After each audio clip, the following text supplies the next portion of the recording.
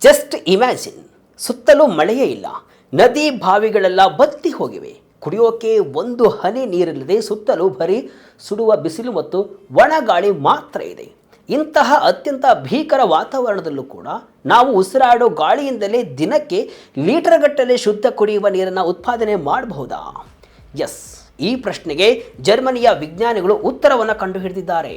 ಆ ಉತ್ತರವೇ CAU-10H ಅಂತ. ಜರ್ಮನಿಯ ಕೀಲ್ ಯೂನಿವರ್ಸಿಟಿಯ ವಿಜ್ಞಾನಿಗಳು ಕಂಡುಹಿಡಿದಂತಹ ಸ್ಪೆಷಲ್ ಮೆಟೀರಿಯಲ್ನ ವಿಶೇಷ ಏನಂದರೆ, ಕೇವಲ ಒಂದೇ 1 ಕಿಲೋಗ್ರಾಂ ತೂಕದ ಈ ಕಂಪೋಸಿಟ್ ಮೆಟೀರಿಯಲ್ ಬಳಸಿ ದಿನಕ್ಕೆ ಬರೋಬ್ಬರಿ 1.8 ಲೀಟರ್ ಶುದ್ಧ ಕುಡಿಯುವ ನೀರನ್ನು ಉತ್ಪಾದಿಸಬಹುದು. ಇಷ್ಟೇ ಅಲ್ಲ ಸ್ನೇಹಿತರೆ, ಈ ಮೆಟೀರಿಯಲ್ ಬರೀ ನೀರು ಕುಡಿಯುವುದು ಮಾತ್ರವಲ್ಲ, ನಮ್ಮ AC ಮತ್ತು ಕೂಲಿಂಗ್ ಸಿಸ್ಟಮ್ಗಳನ್ನು ಕೂಡ ಬರೋಬ್ಬರಿ 3 ಪಟ್ಟು ಹೆಚ್ಚು ಎಫಿಷಿಯೆಂಟ್ ಮಾಡೋಕ್ಕೆ ಕೂಡ ಹೆಲ್ಪ್ ಮಾಡುತ್ತೆ. ಜರ್ಮನಿ ವಿಜ್ಞಾನಿಗಳು ಮಾಡಿದಂತಹ ಈ ಗ್ರ್ಯಾಂಡ್ ಇನ್ವೆನ್ಷನ್ ಏನು? ಇದು ಬಿಸಿ ಮತ್ತು ಒಣಗಾಳಿಯಿಂದ ನೀರನ್ನು ಹೇಗೆ ಹೀರಿಕೊಳ್ಳುತ್ತೆ? ಈ ಮೆಟೀರಿಯಲ್ ಸೈಕಲ್ ಹೇಗೆ ಕೆಲಸ ಮಾಡುತ್ತೆ? ಇದಕ್ಕೆ 2025ರ ಕೆಮಿಸ್ಟ್ರಿ ನೊಬೆಲ್ ಪ್ರೈಸ್ಗೂ ಇರೋ ಲಿಂಕ್ ಏನು? ಮೆಡಿಟೇರಿಯನ್ ಅಂತಹ ಬಿಸಿಲು ಮತ್ತು ನೀರಿನ ಅಭಾವ ಇರೋ ಪ್ರದೇಶಗಳಿಗೆ ಇದು ಹೇಗೆ ವರವಾಗಲಿದೆ? ಈ ಕಂಪ್ಲೀಟ್ ಸೈಂಟಿಫಿಕ್ ಬ್ರೇಕ್ ಥ್ರೂ ಬಗ್ಗೆ ಈ ವಿಡಿಯೋದಲ್ಲಿ ಕಂಪ್ಲೀಟ್ ಆಗಿ ತಿಳಿದುಕೊಳ್ಳೋಣ ಬನ್ನಿ. ನಾನು ಶಿವಮೂರ್ತಿ ಸರ್ಬಾ. ಗಾಳಿಯಿಂದ ನೀರು ಹಿಂಡೋ CAU-10H ಉತ್ಪನ್ನ. ಕೇವಲ 18% ಹ್ಯೂಮಿಡಿಟಿ ಇದ್ರೂ ನೀರು ಉತ್ಪಾದನೆ. ಎಸ್ ವೀಕ್ಷಕರೇ, ಬರೀ ಗಾಳಿಯಿಂದ ನೀರನ್ನು ಉತ್ಪಾದಿಸುವ ತಂತ್ರಜ್ಞಾನವನ್ನು ಜರ್ಮನಿಯ ವಿಜ್ಞಾನಿಗಳು ಕಂಡುಹಿಡಿದಿದ್ದಾರೆ. ಇದು ಈಗ ಜಗತ್ತಿನಲ್ಲಿ ಸಂಚಲನವನ್ನು ಸೃಷ್ಟಿಸಿದೆ. ಈ ಅದ್ಭುತ ಸ್ಪಂಜಿನಂತಹ ಮೆಟೀರಿಯಲ್ ಗಾಳಿಯಿಂದ ನೀರನ್ನು ಹೇಗೆ ಎಳೆಯುತ್ತೆ ಅನ್ನೋದನ್ನು ಕೂಡ ಮೊದಲು ಅರ್ಥ ಮಾಡಿಕೊಳ್ಳಬೇಕು. ಜರ್ಮನಿಯ ಕೀಲ್ ಯೂನಿವರ್ಸಿಟಿಯ ವಿಜ್ಞಾನಿಗಳು ಅಭಿವೃದ್ಧಿಪಡಿಸಿರುವಂತಹ ಈ CAU-10H ಎನ್ನುವಂತಹ material metal organic frame works ಅಂದರೆ MOF ಎನ್ನುವಂತಹ ವಿಶೇಷ ರಸಾಯನಶಾಸ್ತ್ರದ ವರ್ಗಕ್ಕೆ ಸೇರಿದ್ದಾಗಿದೆ. ಈ ಮೆಟೀರಿಯಲ್ ಒಳಗಡೆ ಅತ್ಯಂತ ಸಣ್ಣ ಮಟ್ಟದ ಅಂದರೆ ಕಣ್ಣಿಗೆ ಕಾಣಿಸದ ಕೋಟ್ಯಾಂತರ ಮೈಕ್ರೋಸ್ಕೋಪಿಕ್ ರಂಧ್ರಗಳು ಮತ್ತು ಕ್ಯಾವಿಟಿಗಳು ಒಂದಕ್ಕೊಂದು ಕನೆಕ್ಟ್ ಆಗಿರುತ್ತವೆ. ಕೀಲ್ ಯೂನಿವರ್ಸಿಟಿ ಬಿಡುಗಡೆ ಮಾಡಿರುವಂತಹ ಅಧಿಕೃತ ಮಾಹಿತಿಯ ಪ್ರಕಾರ ವಾತಾವರಣದಲ್ಲಿ ರಿಲೇಟಿವ್ ಹ್ಯೂಮಿಡಿಟಿ ಅಂದರೆ ಗಾಳಿಯಲ್ಲಿನ ತೇವಾಂಶದ ಪ್ರಮಾಣ ಕೇವಲ 18% ಇದ್ರೂ ಸಾಕು. ಈ CAU-10H ಮೆಟೀರಿಯಲ್ ರೂಮ್ ಟೆಂಪರೇಚರ್ನಲ್ಲಿ ಗಾಳಿಯಲ್ಲಿರುವಂತಹ ವಾಟರ್ ಮಾಲಿಕ್ಯೂಲ್ಸ್ಗಳನ್ನು ಅಂದರೆ ನೀರಿನ ಕಣಗಳನ್ನು ತನ್ನೊಳಗೆ ಎಳೆದುಕೊಂಡು ಬಂದೂಕು ಲಾಕ್ ಮಾಡಿದಂತೆ ಬಂದ್ ಮಾಡಿಕೊಳ್ಳುತ್ತೆ. ಮರುಭೂಮಿ ಮಾದರಿಯಲ್ಲೂ ವಾಟರ್ ಪ್ರೊಡ್ಯೂಸ್. ಸ್ಪಂಜನ್ನು 70 ಡಿಗ್ರಿ ಕಾಯಿಸಿದರೆ ಸಾಕು, ಬರುತ್ತೆ ನೀರು. ಸಾಮಾನ್ಯವಾಗಿ ನಾವೆಲ್ಲ ಯೋಚನೆ ಮಾಡೋ ಮಿಕ್ಕ ವಾಟರ್ ಹಾರ್ವೆಸ್ಟಿಂಗ್ ಸಿಸ್ಟಮ್ಗಳಿಗೆ ಗಾಳಿಯಲ್ಲಿ ತುಂಬ ಹೆಚ್ಚಿನ ತೇವಾಂಶ ಅಂದರೆ ಹ್ಯೂಮಿಡಿಟಿ ಬೇಕು. 18% ಹ್ಯೂಮಿಡಿಟಿ ಅಂದರೆ ಯಾವುದೇ ನಾರ್ಮಲ್ ಸಿಸ್ಟಮ್ ಕೆಲಸ ಮಾಡಲು ಸಾಧ್ಯವೇ ಇಲ್ಲದ ಅತ್ಯಂತ ಒಣಗಾಳಿಯ ವಾತಾವರಣ. ಅಂತಹ ಮರುಭೂಮಿ ಮಾದರಿಯ ಒಣಗಾಳಿಯಲ್ಲೂ ಈ ಮೆಟೀರಿಯಲ್ ನೀರನ್ನು ಹೀರಿಕೊಳ್ಳುತ್ತೆ. ಹೀಗೆ ಹೀರಿಕೊಂಡ ನೀರನ್ನು ವಾಪಸ್ ದ್ರವ ರೂಪದಲ್ಲಿ ಪಡೆಯುವುದು ಹೇಗೆ ಗೊತ್ತಾ?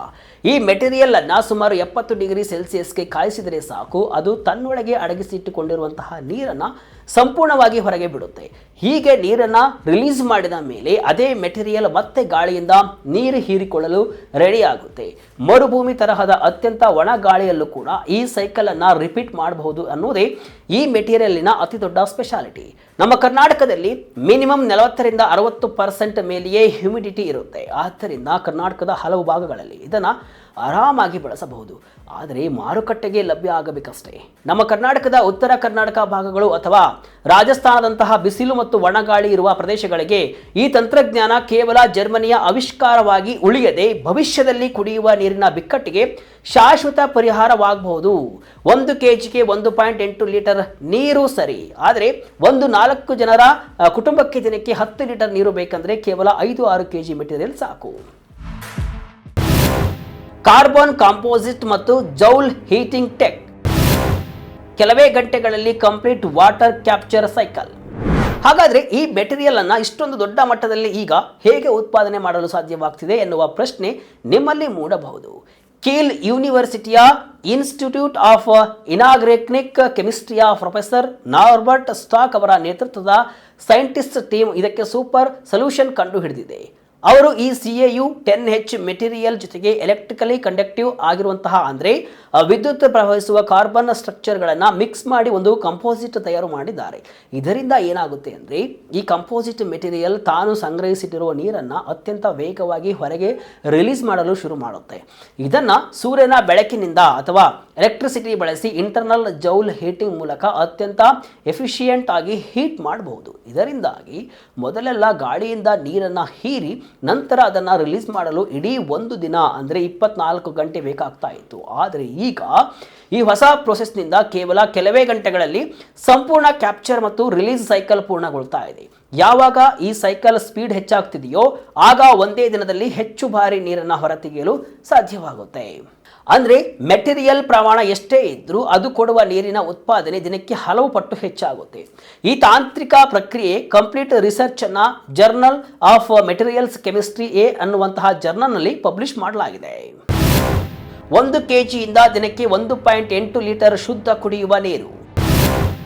ಲ್ಯಾಬ್ ಪರೀಕ್ಷೆಯಲ್ಲಿ ಸಾಬೀತಾದ ಶಾಕಿಂಗ್ ವಾಟರ್ ಔಟ್ಪುಟ್. ಇನ್ನು ಲ್ಯಾಬೋರೇಟರಿ ಟೆಸ್ಟ್ಗಳಲ್ಲಿ ವಿಜ್ಞಾನಿಗಳಿಗೆ ಸಿಕ್ಕಿರುವುದು ನಿಜಕ್ಕೂ ಆಶ್ಚರ್ಯಕರ ರಿಸಲ್ಟ್. ಅತ್ಯಂತ ಒಣ ವಾತಾವರಣದಲ್ಲೂ ಕೂಡ ಈ ಕಂಪೋಸಿಟ್ ಮೆಟೀರಿಯಲ್ ತನ್ನ ಪ್ರತಿ 1 ಗ್ರಾಂ ತೂಕಕ್ಕೆ 0.17 ಗ್ರಾಂ ನೀರನ್ನು ಹೀರಿಕೊಳ್ಳುವ ಸಾಮರ್ಥ್ಯವನ್ನು ಹೊಂದಿದೆ. ಅಂದರೆ ಸರಳವಾಗಿ ಹೇಳಬೇಕಪ್ಪ ಅಂದರೆ ಕೇವಲ 1 ಕಿಲೋಗ್ರಾಂನಷ್ಟು ಈ CaU10H ಕಂಪೋಸಿಟ್ ಮೆಟೀರಿಯಲ್ ಇದ್ರೆ ಸಾಕು, ಒಣಗಾಳಿಯ ವಾತಾವರಣದಲ್ಲೂ ಕೂಡ ಪ್ರತಿದಿನಕ್ಕೆ ಬರೋಬ್ಬರಿ 1.8 ಲೀಟರ್ ಶುದ್ಧ ಕುಡಿಯುವ ನೀರನ್ನು ಕಂಟಿನ್ಯೂಯಸ್ ಆಗಿ ಪ್ರೊಡ್ಯೂಸ್ ಮಾಡಬಹುದು. ಕೀಲ್ ಯೂನಿವರ್ಸಿಟಿಯ ಅಧಿಕೃತ ವರದಿಯ ಪ್ರಕಾರ ಈ ಮೆಟೀರಿಯಲ್ ವಾತಾವರಣದಲ್ಲಿರುವಂತಹ ನೀರಿನ ಮಾಲಿಕ್ಯೂಲ್ಗಳನ್ನು ನಿರಂತರವಾಗಿ ಹೀರಿಕೊಂಡು ದಿನವಿಡೀ ಶುದ್ಧ ಕುಡಿಯುವ ನೀರನ್ನು ಉತ್ಪಾದಿಸುತ್ತೆ. ಈ ರಿಸರ್ಚ್ನ ಲೀಡ್ ಆಥರ್ ಆಗಿರುವಂತಹ ಲಾಸ್ ವೆಗ್ನರ್ ಅವರು ಹೇಳುವ ಪ್ರಕಾರ ಅತ್ಯಂತ ಒಣ ಅಂದರೆ ಅರಿಡ್ ಏರ್ನಲ್ಲೂ ಕೂಡ ನೀರಿನ ಸಣ್ಣ ಕಣಗಳನ್ನು ಎಳೆದು ನೀರು ಮಾಡಿಕೊಡೋ ಈ ಎಬಿಲಿಟಿಯೇ ನೀರಿಲ್ಲದ ಬಿಸಿ ಪ್ರದೇಶಗಳಲ್ಲಿ ಪ್ರೊಡಕ್ಷನ್ ಮಾಡಲು ಅದನ್ನು ಬೆಸ್ಟ್ ಆಪ್ಷನ್ ಆಗಿ ಮಾಡಿದೆ. ಇನ್ನು ಪ್ರೊಫೆಸರ್ ನಾರ್ಬರ್ಟ್ ಸ್ಟಾಕ್ ಅವರು ಹೇಳುವಂತೆ ತಾಪಮಾನ ಹೆಚ್ಚಾಗುತ್ತಾ ಮಳೆ ಸಂಪೂರ್ಣ ಕಡಿಮೆಯಾಗುತ್ತಿರುವಂತಹ ಮೆಡಿಟೇರಿಯನ್ ಅಂತಹ ಭಾಗಗಳಿಗೆ ಪರಿಸರ ಸ್ನೇಹಿಯಾಗಿ ಗಾಳಿಯಿಂದಲೇ ಕುಡಿಯುವ ನೀರು ಕೊಡುವುದೇ ಈ ಸಂಶೋಧನೆಯ ಮುಖ್ಯ ಗುರಿಯಾಗಿದೆ. ಕೂಲಿಂಗ್ ಸಿಸ್ಟಮ್ನಲ್ಲೂ ಜರ್ಮನಿಯ ಕ್ರಾಂತಿ.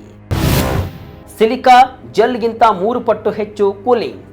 ಇಷ್ಟೇ ಅಲ್ಲ ಸ್ನೇಹಿತರೆ, ಈ CaU10H ಮೆಟೀರಿಯಲ್ಗೆ ಮತ್ತೊಂದು ಭರ್ಜರಿ ಅಪ್ಲಿಕೇಶನ್ ಇದೆ. ಬರೀ ಕುಡಿಯುವ ನೀರು ಕೊಡುವುದು ಮಾತ್ರವಲ್ಲ, ಇದನ್ನು AC ಮತ್ತು ಕೂಲಿಂಗ್ ಸಿಸ್ಟಮ್ಗಳಲ್ಲೂ ಕೂಡ ರಿಫ್ರಿಜರೆಂಟ್ ಆಗಿ ಕೂಡ ಕೆಲಸವನ್ನು ಮಾಡಬಹುದು, ಅಂದರೆ ಯೂಸ್ ಮಾಡಬಹುದು. ಅಬ್ಸಾರ್ಪ್ಷನ್ ಬೇಸ್ಡ್ ಕೂಲಿಂಗ್ ಸಿಸ್ಟಮ್ಗಳಲ್ಲಿ ಅಂದರೆ ನೀರಿನ ಹಾವಿಯ ಸೈಕಲ್ ಬಳಸಿ ಕೂಲಿಂಗ್ ಮಾಡುವ ಸಿಸ್ಟಮ್ಗಳಲ್ಲೂ ಕೂಡ ಇದನ್ನು ಬಳಸಿದಾಗ ಸಿಕ್ಕ ರಿಸಲ್ಟ್ ನೋಡಿ ಸೈಂಟಿಸ್ಟ್ಗಳೇ ಶಾಕ್ ಆಗಿದ್ದಾರೆ. ದಶಕಗಳಿಂದ ನಮ್ಮ ಏರ್ ಕಂಡೀಷನ್ಗೆ ಉದ್ಯಮದಲ್ಲಿ ತೇವಾಂಶ ಹೀರಿಕೊಳ್ಳಲು ಸಿಲಿಕಾ ಜೆಲ್ ಅನ್ನು ಇಂಡಸ್ಟ್ರಿ ಸ್ಟ್ಯಾಂಡರ್ಡ್ ಆಗಿ ಬಳಸಲಾಗ್ತಿತ್ತು. ಆದರೆ ಈ ಹೊಸ CaU10H ಮೆಟೀರಿಯಲ್ ಸಿಲಿಕಾ ಜೆಲ್ಗಿಂತ ಬರೋಬ್ಬರಿ 3 ಪಟ್ಟು ಹೆಚ್ಚು ಕೂಲಿಂಗ್ ಪರ್ಫಾರ್ಮೆನ್ಸ್ ಅನ್ನು ಕೊಟ್ಟಿದೆ. ಈ ವಿಷಯಕ್ಕೆ ಸಂಬಂಧಿಸಿದಂತೆ industrial and engineering chemistry research ಜರ್ನಲ್ನಲ್ಲಿ ಕಾಲ್ಲೆ ಮೆರ್ಟಿನ್ ಅವರ ನೇತೃತ್ವದಲ್ಲಿ ಮತ್ತೊಂದು 2ನೇ ಸಂಶೋಧನಾ ಪ್ರಬಂಧ ಪಬ್ಲಿಷ್ ಆಗಿದೆ. ಇದರಲ್ಲಿ ಈ ಮೆಟೀರಿಯಲ್ ಅನ್ನು ಲಾರ್ಜ್ ಸ್ಕೇಲ್ ಮತ್ತು ಫುಲ್ ಸ್ಕೇಲ್ ಕೂಲಿಂಗ್ ಸಿಸ್ಟಮ್ನಲ್ಲಿ ಬಳಸಿದರೆ ಎಷ್ಟೊಂದು ಆರ್ಥಿಕ ಹಾಗೂ ತಾಂತ್ರಿಕ ಲಾಭಗಳಿವೆ ಅಂತ ವಿಶ್ಲೇಷಿಸಲಾಗಿದೆ. ವಿಶೇಷ ಅಂದರೆ ಈ CaU10H ಅನ್ನು ರಿಸೈಕಲ್ ಅಥವಾ ರಿಜನರೇಟ್ ಮಾಡಲು ಕೇವಲ 70 ಡಿಗ್ರಿ ಸೆಲ್ಸಿಯಸ್ನಷ್ಟು ಕಡಿಮೆ ಮಟ್ಟದ ಶಾಖ ಸಾಕು. ಹೀಗಾಗಿ ಭವಿಷ್ಯದಲ್ಲಿ ಬರೋ ಕೂಲಿಂಗ್ ಸಿಸ್ಟಮ್ಗಳು ಅಪಾರ ಪ್ರಮಾಣದ ಕರೆಂಟ್ ಯೂಸ್ ಮಾಡುವ ಬದಲು ನಮ್ಮ ಡೇಟಾ ಸೆಂಟರ್ಗಳು, ದೊಡ್ಡ ದೊಡ್ಡ ಫ್ಯಾಕ್ಟರಿಗಳು ಅಥವಾ ಬೇಕರಿಗಳಿಂದ ಹೊರಬರುವ ವೇಸ್ಟ್ ಹೀಟ್ ಅಂದರೆ ವಿನಾಕಾರಣ ಪೋಲಾಗುವ ಶಾಖವನ್ನೇ ಬಳಸಿಕೊಂಡು ರನ್ ಆಗಬಹುದು. ಇದರಿಂದ ಭಾರಿ ಪ್ರಮಾಣದ ವಿದ್ಯುತ್ ಉಳಿತಾಯವಾಗಲಿದೆ. ಈಗ AI ಸೆಂಟರ್ಗಳು ಹೆಚ್ಚಾಗ್ತಾ ಇರುವುದರಿಂದ ಅವುಗಳ ಕೂಲಿಂಗ್ ಕೂಡ ಸವಾಲಾಗಿದೆ. ಆದ್ದರಿಂದ ಈ CaU10H ಅನ್ನು ಬಳಸುವುದರಿಂದ AI ಸೆಂಟರ್ಗಳ ಕೂಲಿಂಗ್ ಕೂಡ ಸರಳವಾಗಲಿದ್ದು ವಿದ್ಯುತ್ ಮತ್ತು ನೀರಿನ ಉಳಿತಾಯ ಕೂಡ ಆಗಲಿದೆ. 15 ವರ್ಷಗಳ ಸಂಶೋಧನೆ ಮತ್ತು ಪೈಲಟ್ ಸ್ಕೇಲ್ ಯಶಸ್ಸು. MOF ಕೆಮಿಸ್ಟ್ರಿಗೆ 2025ರ ಕೆಮಿಸ್ಟ್ರಿ ನೊಬೆಲ್ ಪ್ರೈಸ್ ಗರಿ. ಇಷ್ಟೆಲ್ಲ ಪವರ್ಫುಲ್ ಆಗಿರುವಂತಹ ಈ CaU10H ಮೆಟೀರಿಯಲ್ ಅನ್ನು ಕೀಲ್ ಯೂನಿವರ್ಸಿಟಿಯಲ್ಲಿ ಮೊಟ್ಟಮೊದಲ ಬಾರಿಗೆ ಡಿಸ್ಕವರ್ ಮಾಡಿದ್ದು ಬರೋಬ್ಬರಿ 15 ವರ್ಷಗಳ ಹಿಂದೆ. ಪ್ರೊಫೆಸರ್ ನಾರ್ಬರ್ಟ್ ಸ್ಟಾಕ್ ಅವರು ಕಳೆದ 2 ದಶಕಗಳಿಂದ ಅಂದರೆ 20ಕ್ಕೂ ಹೆಚ್ಚು ವರ್ಷಗಳಿಂದ ಇದರ ಪ್ರಾಪರ್ಟಿಗಳನ್ನು ರಿಸರ್ಚ್ ಮಾಡ್ತಿದ್ದಾರೆ. ಆದರೆ ಇಷ್ಟು ವರ್ಷಗಳ ಕಾಲ ಕೇವಲ ಲ್ಯಾಬೋರೇಟರಿಯ ಸಣ್ಣ ಸಣ್ಣ ಬ್ಯಾಚ್ಗಳಲ್ಲಿ ಮಾತ್ರ ತಯಾರಾಗ್ತಾ ಇದ್ದಂತಹ ಈ ಮೆಟೀರಿಯಲ್ ಅನ್ನು ಇತಿಹಾಸದಲ್ಲೇ ಮೊದಲ ಬಾರಿಗೆ ಪೈಲಟ್ ಸ್ಕೇಲ್ ಅಂದರೆ ದೊಡ್ಡ ಪ್ರಮಾಣದಲ್ಲಿ ಯಶಸ್ವಿಯಾಗಿ ಉತ್ಪಾದನೆ ಮಾಡಲಾಗಿದೆ. ಯಾವುದೇ ಒಂದು ಮೆಟೀರಿಯಲ್ ರಿಯಲ್ ವರ್ಲ್ಡ್ನಲ್ಲಿ ಜನರ ಬಳಕೆಗೆ ಬರಬೇಕು ಅಂದರೆ ಅದನ್ನು ದೊಡ್ಡ ಮಟ್ಟದಲ್ಲಿ ಮ್ಯಾನುಫ್ಯಾಕ್ಚರ್ ಮಾಡುವುದು ಅತ್ಯಗತ್ಯ. ಈಗ ಪೈಲಟ್ ಸ್ಕೇಲ್ ಪ್ರೊಡಕ್ಷನ್ ಸಕ್ಸಸ್ ಆಗಿರೋದ್ರಿಂದ ಇದು ಮಾರುಕಟ್ಟೆಗೆ ಬರುವುದು ಖಚಿತವಾಗಿದೆ. ಅಷ್ಟೇ ಅಲ್ಲ ಸ್ನೇಹಿತರೆ, ಈ ಮೆಟಲ್ ಆರ್ಗ್ಯಾನಿಕ್ ಫ್ರೇಮ್ ವರ್ಕ್ಸ್ ಅಂದರೆ ಕೆಮಿಸ್ಟ್ರಿಯ ಮೂಲ ಸಂಶೋಧನೆಗೆ ಜಾಗತಿಕ ಮಟ್ಟದ ಅತ್ಯುನ್ನತ ಗೌರವವಾಗಿರುವಂತಹ 2025ರ ರಸಾಯನಶಾಸ್ತ್ರ ವಿಭಾಗದ ನೊಬೆಲ್ ಪ್ರೈಸ್ ಕೂಡ ಲಭಿಸಿದೆ. ಇದು ಈ ಮೆಟೀರಿಯಲಿನ ಸಾಮರ್ಥ್ಯ ಮತ್ತು ಜಾಗತಿಕ ನೀರಸ ಬಿಕ್ಕಟ್ಟನ್ನು ಬಗೆಹರಿಸುವಲ್ಲಿ ಇದರ ಮಹತ್ವವನ್ನು ಇಡೀ ಜಗತ್ತಿಗೆ ಸಾರಿ ಹೇಳಿದೆ. ಈ CaU-10H ಮೆಟೀರಿಯಲ್ನಲ್ಲಿ ಅಲ್ಯೂಮಿನಿಯಂನಂತಹ ಅಗ್ಗದ ವಸ್ತುಗಳನ್ನು ಬಳಸುವುದರಿಂದ ಇದನ್ನು ಭವಿಷ್ಯದಲ್ಲಿ ಅತಿ ಕಡಿಮೆ ವೆಚ್ಚದಲ್ಲಿ ವಾಣಿಜ್ಯ ಮಟ್ಟದಲ್ಲಿ ಪ್ರೊಡ್ಯೂಸ್ ಮಾಡಬಹುದು ಅಂತ ವಿಜ್ಞಾನಿಗಳು ಭರವಸೆಯನ್ನು ಕೊಟ್ಟಿದ್ದಾರೆ. ಮುಂದೆ ಇದು ಅಗ್ಗದ ದರದಲ್ಲಿ ಸಿಗಬಹುದು. ಒಟ್ಟಿನಲ್ಲಿ ಜಾಗತಿಕ ತಾಪಮಾನ ಹೆಚ್ಚಾಗುತ್ತಾ ಮಳೆ ಕಡಿಮೆಯಾಗಿ ನೀರಿನ ಅಭಾವ ಎದುರಿಸ್ತಾ ಇರುವಂತಹ ಮೆಡಿಟರೇನಿಯನ್ ಸೇರಿ ಪ್ರಪಂಚದ ನಾನಾ ಒಣ ಪ್ರದೇಶಗಳಿಗೆ ವಾತಾವರಣದ ಕೇವಲ 18% ತೇವಾಂಶದಿಂದಲೇ ದಿನಕ್ಕೆ 1.8 ಲೀಟರ್ ಕುಡಿಯುವ ನೀರು ತಂದುಕೊಡುವ ಈ CaU-10H ಟೆಕ್ನಾಲಜಿ ನಿಜಕ್ಕೂ ಒಂದು ಹೊಸ ಆಶಾಕಿರಣವಾಗಿದೆ. ಭವಿಷ್ಯದಲ್ಲಿ ಕುಡಿಯುವ ನೀರಿನ ಅಭಾವವನ್ನು ನೀಗಿಸುವುದಲ್ಲದೆ ನಮಗೆ ಅತ್ಯಂತ ಕಡಿಮೆ ವಿದ್ಯುತ್ನಲ್ಲಿ ಕೂಲಿಂಗ್ ನೀಡುವ ಈ ವಿಸ್ಮಯ ಮಟೀರಿಯಲ್ ಇದಾಗಿದೆ. ಇದರ ಬಗ್ಗೆ ನಿಮಗೇನು ಅನಿಸುತ್ತೆ? ಗಾಳಿಯಿಂದಲೇ ನೀರು ಹಿಂಡುವ ಈ ತಂತ್ರಜ್ಞಾನ ನಮ್ಮ ಭಾರತಕ್ಕೂ ಬಂದರೆ ಎಷ್ಟರ ಮಟ್ಟಿಗೆ ಹೆಲ್ಪ್ ಆಗಬಹುದು? ನಿಮ್ಮ ಅನಿಸಿಕೆಯನ್ನು ಕಮೆಂಟ್ ಮೂಲಕ ತಿಳಿಸಿ. ಇದಿಷ್ಟು ಇವತ್ತಿನ ವಿಶೇಷ.